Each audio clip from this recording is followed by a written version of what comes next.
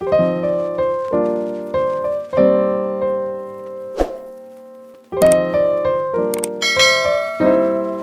this is James from My Take on Reality. In this episode, we're going to talk about 90 Day Fiancé Before the 90 Days, Season 5's characters Mike and Ximena. Now, I specifically want to talk about Mike's relationship with Ximena's kids. And I think that, honestly, that relationship was immensely abusive. And I'm going to tell you why I think that. Let's get it. Here's my take. Mike entered this relationship. He was dating Ximena. He met her on an adult site, whatever. She had 2 children. He was aware of that.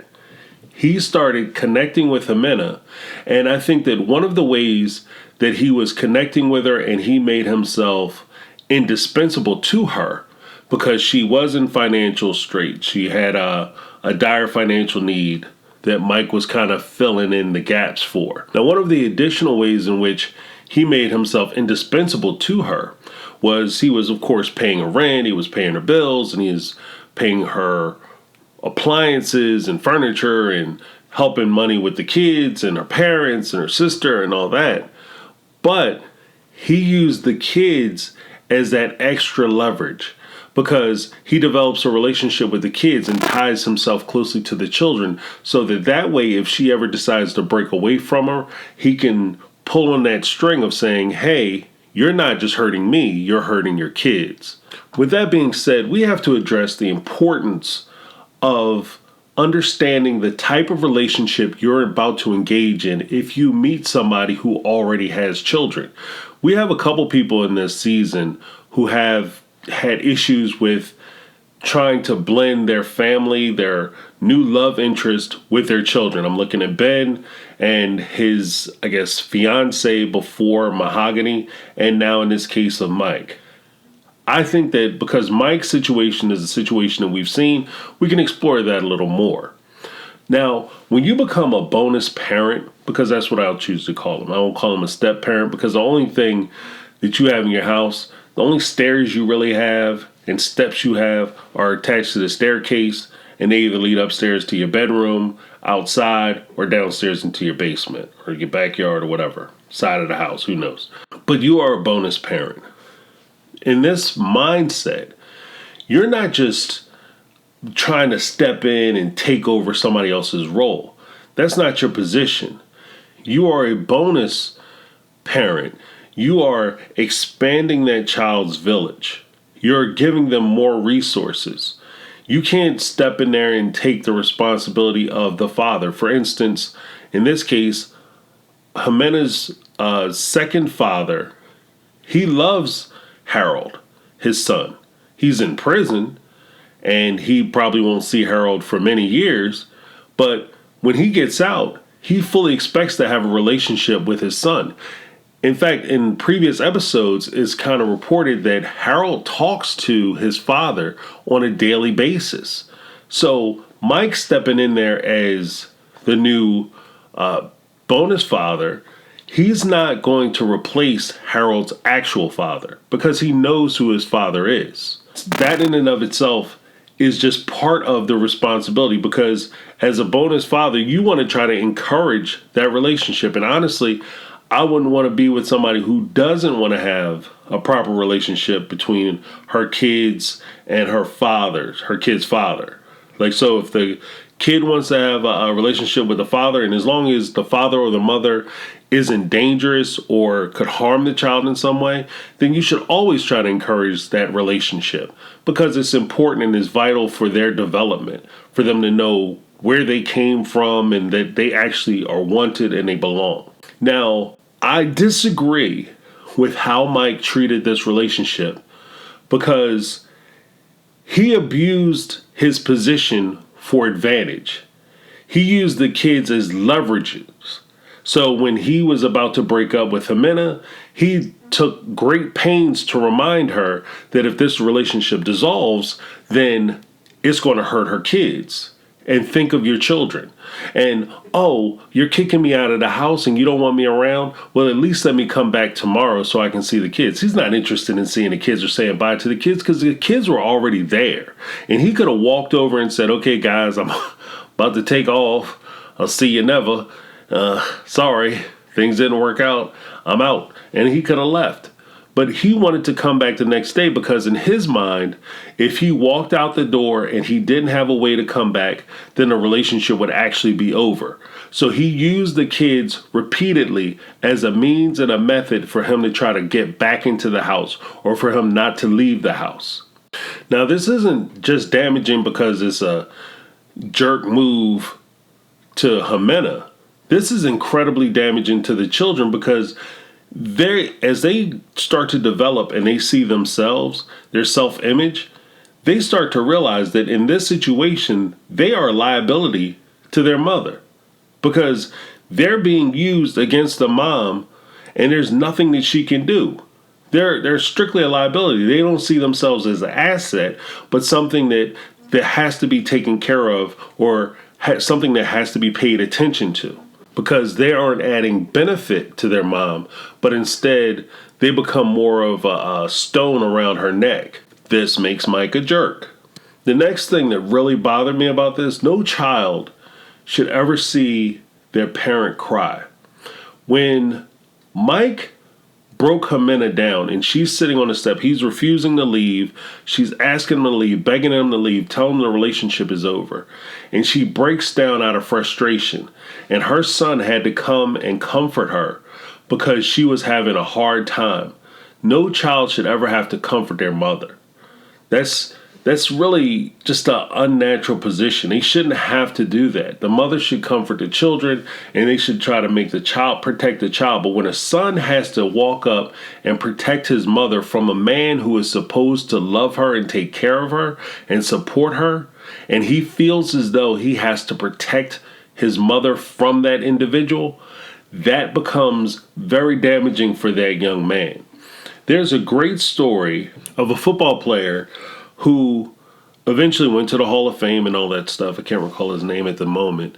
But he described how he actually got big and strong and actually became a football player. And in his words, he said, I didn't put on all this muscle because I wanted to go to the NFL and I wanted to get my mom out of poverty. I put on all this muscle because one day my father was beating on my mother and I went to stop her and I wasn't strong enough to do it. So he took that anger. He said he went to his room. He took out a pack of cards. He threw the cards down. He started doing push-ups and he would just keep doing it until he ran through all 52 cards. And then he started doing sit-ups and squats and all that. And that's how he developed all his muscle, because in his mind, he wanted to build him up so much and become so strong that no man could ever beat his mother again.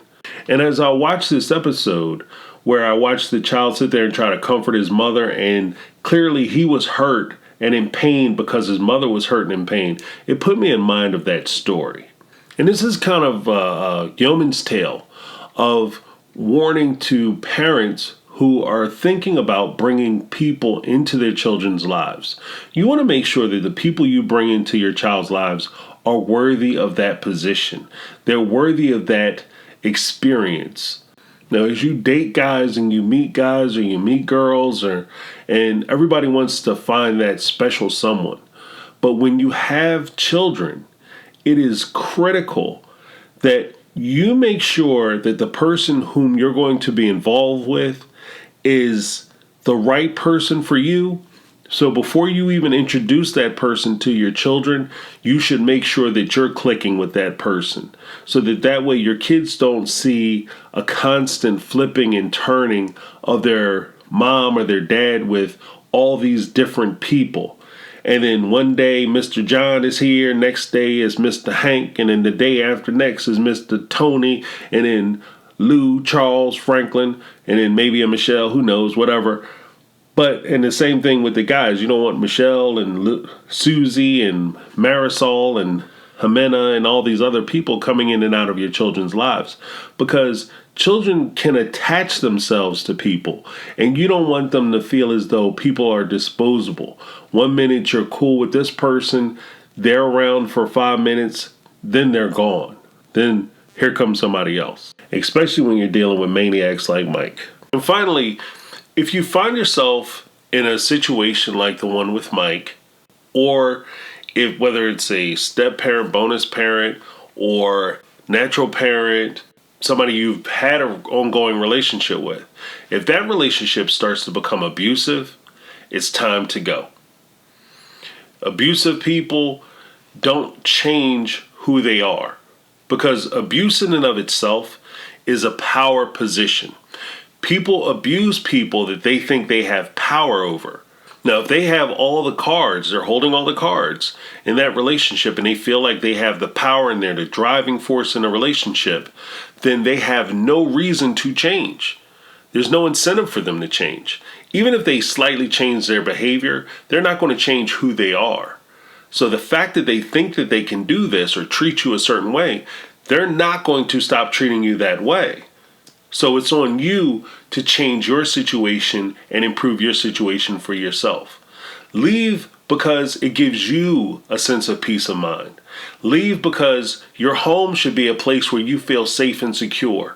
You should never feel afraid in your house. You shouldn't have to put locks on your door so that you know that somebody isn't coming in while you're sleeping. Locks are to keep people out of your home, not keep people out of your room. Okay? So try to make your home as safe as possible. And if that means you have to leave that person, then you have to leave them. Secondly, your kids are watching and learning. So your kids see what's going on in your relationship. A lot of people think that their kids never seen them argue. They never heard them yell at one another. So therefore they think that their kids are completely ignorant to what's going on in their relationship. The truth of the matter is kids are very perceptive. Kids can see and feel how you're approaching and how you move around each other. They're watching everything, the little micro expressions that you have. Whether you walk over and you touch your wife in a gentle way, or you walk over and you just kind of brush past your husband. They see that and they learn from that. And that's how they learn to conduct their future relationships. So you're not just putting yourself in this bad position where you're allowing this relationship to continue and it's hard for you, but you're kind of condemning your kids to think that this type of relationship is acceptable. Let's see, because they just understand more than we give them credit for. Just the last point on this. When your kids are seeing all this stuff and they're learning not only how to conduct themselves in relationships, they're also learning what's acceptable in those relationships and what's unacceptable in those relationships. If the kids see that there's an argument, or especially if it becomes physical, they go to bed and you let that person stay, when they wake up and they see them, then it's okay. It's okay that this happened. But conversely, if they see this argument, they see the abuse, they see the mistreatment, they go to bed. When they wake up and they know that guy did wrong, and they wake up in the morning and he's gone, they know that all that hitting was wrong, all that yelling and screaming was wrong, that you can't mistreat this other person this way and expect to stay around and expect to be able to continue your relationship. On the other side of that, you also have to be concerned that if your kids see this, then they may become victim to abuse and mistreatment, because they learn that if mom and dad can fight and mom can yell at dad and say mean and hurtful things and make dad upset, or dad can yell at mom, say mean and hurtful things and make mom upset, or even worse, they can engage in violence, then this is just how relationships work. And this is how the cycle of abuse continues to go round and round and round. It becomes a generational curse, because you saw mama do it, you saw grandmama go through it, and then when it happens to you, it's just a Tuesday. So again, if they do wrong and then they gone, you know that it's bad. If they do wrong, let them stay, then it's okay. All right, guys, this is James, and that's my take on reality. Hit it up down in the comments so I can hear your take. Don't forget to like, share, and subscribe, and I'm out. 'Cause I've been